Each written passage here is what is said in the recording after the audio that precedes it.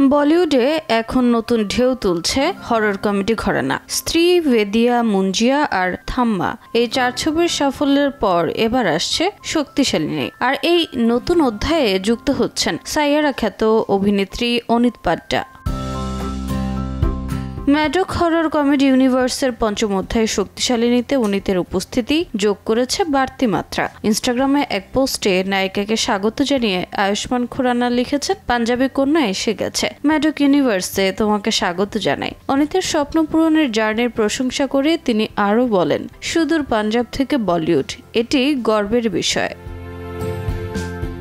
এর আগে শোনা গিয়েছিল শক্তিশালিনীতে অভিনয় করবেন কিয়ারা আডবাণী, তবে মাতৃত্বের কারণে আপাতত ছুটিতে আছেন নায়িকা। গুঞ্জন তার জায়গাতেই নাকি আসছেন অনিত।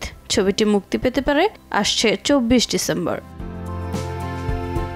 সালাম ভেলকি দিয়ে বলিউডে যাত্রা আর সাইয়ারায় অনিতের জাদু দর্শকদের হৃদয়ে দাগ কেটেছে।